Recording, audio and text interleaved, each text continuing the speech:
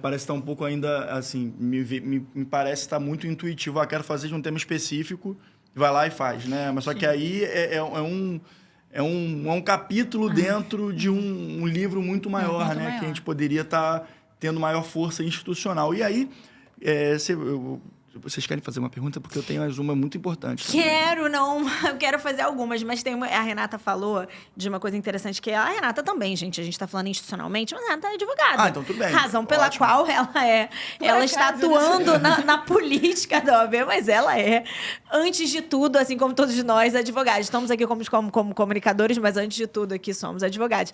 E a Renata falou da atuação dela, e ela tem uma atuação interessante, em alguns casos interessantes, mas eu queria que ela falasse de um específico que eu acho bem legal, que é bem interessante, tecnicamente interessante, que ela atuou no caso em que o autor da ação pleiteou pelo congelamento do seu corpo pós-mortem. Como é que foi isso, Renata? Esse caso foi muito legal. Pô, isso é curioso. Bem legal. Esse caso foi bem legal. Assim, eu acho que... Eu sou formada há 28 anos, né? E eu acho que nos meus 28 anos foi o caso mais interessante que eu atuei em toda a minha vida, né? De verdade. Porque eu tive que pensar muito para chegar numa solução para salvaguardar o interesse das minhas clientes, da minha cliente, na verdade, né? Vou contar rapidamente a história. Foi o primeiro caso, esse feito foi o primeiro caso de uma pessoa ser congelada na América do Sul.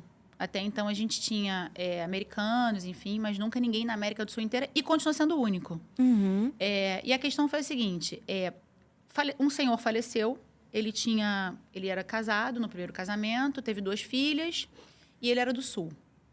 Só que ele era engenheiro da FAB. Ele foi transferido para o Rio de Janeiro, mas ainda estando no Sul, ele se separou da mulher e teve um outro relacionamento. Vem para o Rio de Janeiro, com esse segundo relacionamento, ele tem uma filha com essa moça, que foi quem viveu com ele a vida inteira. Ele faleceu, ela tinha 35 anos, e eles eram muito unidos porque, aos 8 anos de idade, ela perdeu a mãe de câncer. Então, o pai cuidou dela sozinho, né? E ela nunca casou, não tinha casado até então, e cuidou do pai até o pai falecer. E ele, a vida inteira, dizia para ela que, quando ele morresse, ele queria ser congelado. Só que, por desconhecimento, eles não deixaram nada por escrito. E aí, quando ele faleceu no meio de um carnaval, em 2012, e ela liga para as irmãs no Sul e fala assim: vou congelar o papai. Ele faleceu, vou congelar o papai, que era a vontade dele. As irmãs falaram assim: como assim congelar o papai? Tá maluca? Né? Jamais. Ele vai ser enterrado do lado da minha mãe, aqui no Sul, cuja qual ele tinha se separado há milhões de anos, né? Ou seja, a última vontade dele, imagino eu, devesse ser... Era voltar para ex. Era voltar para ex, enterrado lá da ex. Mas, enfim, né? E as filhas queriam que ele fosse enterrado do lado da mãe, né? E aí ela se informou, essa minha cliente se informou de como fazer. A clínica era uma clínica em Detroit, mandou por e-mail para ela que ele tinha que ficar congelado até conseguir ser transportado num caixão de zinco com gelo seco. Caramba. Né? E aí, o que ela faz? Ela começa a ligar para um monte de funerária. Pra achar um caixão de zinco, fácil. Achou numa funerária que fizesse isso, até lá em Niterói. E as irmãs contrataram um advogado que, por coincidência, foi aquele advogado que foi assassinado em frente à porta ali do OAB. Da OAB. Olha. O Rodrigo era um conhecido meu. Eu acabei ficando amiga do Rodrigo por causa desse caso, porque ele foi o meu ex-adverso. Olha que coincidência prova da que vida. não existe, não tem que ter rivalidade entre advogados, Exato, independente da causa. Independente. Claro, Essa causa foi muito interessante pra gente. Ficamos amigos por causa disso e eu senti bastante o falecimento dele. Mas, assim, é um dado curioso, né? Porque foi muito emblemático aqui no Rio, a forma como ele foi assassinado, né? E ele foi o meu ex-adverso. E aí, na ocasião, eles contrataram o Rodrigo aqui, que entrou com uma ação no plantão, pedindo para suspender a ida do corpo para os Estados Unidos, porque as filhas não concordavam com o congelamento. Ele conseguiu rapidamente eliminar, em horas ele conseguiu eliminar, o juiz obstaculizou a ida, e como é que ficou? O corpo no caixão de zinco com gelo seco. E aí, eu não tinha sido contratada ainda na ocasião, porque foi tudo na correria. O que ela fez? Ela contratou um advogado indicado pela própria funerária. Esse advogado tentou recurso, perdeu o recurso no plantão e o processo seguiu. 7 dias depois, a gente tinha a sentença. E o juiz, foi até muito emblemática a sentença, porque ele fala assim, negou o pedido, dizendo que o procedimento era um procedimento esdrúxulo, não permitido pela... Ele usou essa palavra, não permitido pela legislação brasileira. E aí ela procura o meu escritório para fazer a apelação, só que assim, na verdade, para fazer não, porque o advogado anterior chegou a escrever, ele chegou a apelar. Eu só pude sustentar, eu não pude escrever uma linha no processo. Caramba. Ela procura o meu escritório, eu não estava, e também outro dado curioso, eu não estava no escritório, foi meu pai que a atendeu, que meu pai é meu sócio. Atendeu ela, desligou o telefone e me ligou. Renata, você não sabe o que aconteceu. Chegou uma moça aqui querendo congelar o pai depois da morte. Eu acho que nenhum desembargador vai querer um negócio desse, um negócio muito difícil. Eu falei, pai, liga pra ela agora que eu vou ser advogada dela. Porque assim, meu pai já tava meio que vacilante, sabe? Tava Achava que reticente não tinha viabilidade o caso. Aí eu falei, pai, eu vou advogar pra ela com o maior prazer e vou ganhar a causa. Aí ligamos pra ela, ela voltou no escritório e assim foi. Bom, o que eu fiz? Distribuí memoriais e fui sustentar, né? E aí vem a tese jurídica que se tornou uma tese conhecida e muito expoente no meio do direito, porque é o único caso de analogia que a gente pode ver vivo no direito. A analogia é muito difícil. E qual foi a construção que eu fiz, para ser bem resumida? Qual é o meio ordinário que você tem de descarte do corpo humano? O enterro, enterrar. Qual é o segundo meio que a Lei de Registros Públicos prevê? Cremação. Para a cremação, a lei exige alguns requisitos, que a pessoa deixe por escrito, tem uns requisitos. Só que a jurisprudência evoluiu, porque 90% dos brasileiros não faz nada preventivo e não deixava escrito. Então, a jurisprudência entende que se um parente próximo atestar que a vontade do falecido era ser cremado, ele poderá ser cremado. Ponto. Então, aí vem a analogia.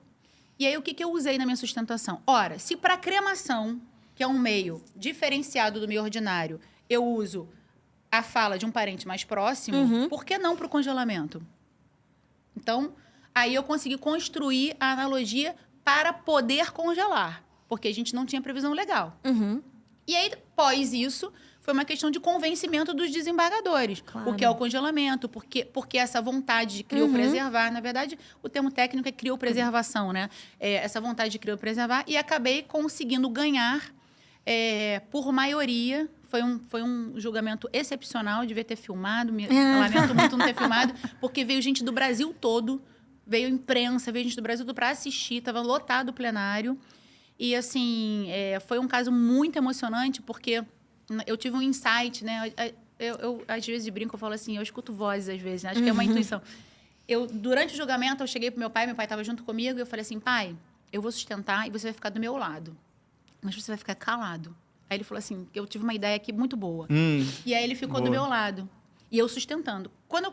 Nas palavras finais, eu falei assim, Vossas Excelências devem estar achando estranho que um advogado mais experiente, em tese, né, por ser mais velho, esteja aqui do meu lado e não tenha sustentado em detrimento de uma advogada muito mais jovem.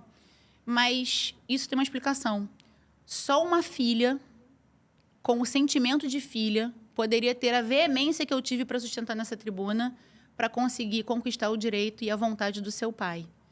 Só que, para minha sorte, meu pai está aqui do meu lado vivo, e a minha cliente perdeu o pai dela. Muito obrigada, e terminei assim. Então, foi um julgamento... Nossa, que incrível, Foi muito Renata. emocionante. Uma das desembargadoras levantou, foi até a tribuna e falou assim, eu nunca assisti um julgamento tão emocionante, meus parabéns. Então, assim, eu falo esse caso assim, com muito entusiasmo, porque foi um caso que eu realmente... era um caso difícil, e tanto foi difícil que a gente ganhou por maioria. Na época, tinha possibilidade de embargos infringentes, que hoje não tem mais. A gente perdeu os infringentes.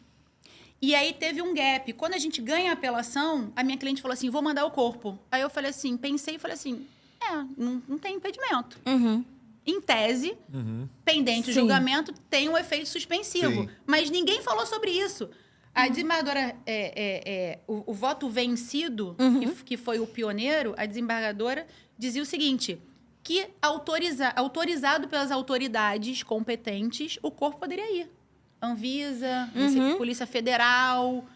A gente conseguiu as autorizações, o corpo foi. E aí vem um outro tema interessante para o direito, porque quando a gente foi para os embargos infringentes e perdeu, o corpo já estava lá há bastante tempo, porque o julgamento da apelação foi rápido, mas o julgamento dos infringentes demorou uma vida. Ele já estava há mais de 2 anos lá. E a gente criou a teoria do fato consumado. E, paralelo a isso, o corpo, né, virou uma propriedade americana. Então, quem repatria? A minha cliente que não quer? Ou as irmãs que teriam que pagar por isso, que a despesa era altíssima. E todo o processo de refazer e para voltar para o Brasil, né? Sim. Então, o processo vai para a STF, STJ, e eles confirmam tudo com base na teoria do fato consumado, com base... atestando que o Estado não pode se meter numa vontade que é privada, que ficou claro que era a vontade dele, e que, assim, não tem nenhum problema de criopreservar pessoas, porque, na verdade, a gente já faz criopreservação. A gente preserva células-tronco. Sim. A gente, enfim, a gente já faz. A gente Óvulos. faz óvulos, a gente já faz criopreservação. Por que não um corpo após a morte, né? Então, foi um caso muito interessante. Ele é estudado nos congressos por causa da analogia, por causa do direito de família, porque envolve questões de família. Então, assim, você tocou nesse caso, que é um caso do meu coração. É o seu favorito. Esse é o tipo de favorito. caso que quando a pessoa vê e assiste, talvez seja uma das motivações de vou fazer direito. Sim, É sem dúvida. é um caso, assim, muito emblemático para uma pessoa ver e falar, cara, é isso. Esse é um caso Eu de filme de quero- advogado e advogada. Claro, não, sem dúvida, sem dúvida nenhuma. É um super roteiro, assim, bem interessante. Parabéns, Interessantíssimo. Renata, muito Eu legal. tenho vontade de escrever um livro sobre esse caso. Ah, Eu acho que seria escreve, eu legal. acho que seria bem legal. Seria Escreve e vem muito lançar aqui no Falta Manda. de tempo, entendeu? Mas eu vou escrever, vou deixar meu compromisso firmado aqui. Você chegou a pedir as isso. notas taquigráficas desse julgamento? Pedir. Pediu? É. Você, Ah, então, você já pode passar, já tem uma boa pode ter um fonte. plano de partida aí, né? Pedi, eu tenho Exatamente. guardado, Foi bem legal, foi bem legal. E teve um desembargador que julgou, que ele falou assim, se eu pudesse congelar meu pai, eu o faria. É mesmo? Eu não sabia que era possível. Não, eu ia falar isso, porque eu acho que você deve ter ainda criado, os desembargadores devem ter pensado nessa ideia, começaram a falar sobre A questão foi criopreservação muito ali. interessante, Natália, porque nesse caso a gente pôde ver exatamente como o tribunal é eclético em termos de pensamento, de religião, Sim. de parâmetros familiares, Costumes culturais. costumes culturais. A desembargadora relatora, que negou provimento, ela disse o seguinte, isso é um absurdo. Isso é... Ela usou um termo lá, que eu me esqueci agora, mas ela quis dizer o seguinte, eu jamais faria isso com meu pai. É quase que insano, né? Já o outro desembargador falou assim, nossa, se eu pudesse, eu congelaria meu pai. Porque, de certa forma, qual é o intuito? Por que o falecido queria ser congelado? Porque ele gostava de ciência. A filha falava isso para mim. Então, ele entendia que ele ser congelado, ele poderia ser objeto de estudo no futuro. Sim. Não tem nada a ver com vou ressuscitar, não Sim. tem nada a ver com questões religiosas. Vou ser objeto de estudo no futuro. Você imagina uma pessoa morrer de AVC, ser congelada e anos depois você descongela aquele corpo, que seja, para estudar e saber quais as causas de um AVC, por exemplo. E por aí vai. Então, era só por isso que ele queria ser congelado. É uma questão puramente cultural, porque os egípcios, eles embalsamavam os corpos. Então, na verdade, é uma forma de preservação do corpo. É que quando a gente enterra, que também é uma questão cultural, só que teve que ter um apelo legislativo para conseguir dar corpo ao que ocorre de fato, também é um aspecto cultural, mas aí há a putrefação. Então, é puramente cultural, não existe outra perspectiva, além de um ponto de vista cultural. E aí você pensa no judiciário quando não existe uma lei específica que embase e você consegue deixar muito mais a cargo da interpretação do ser humano que está ali, né?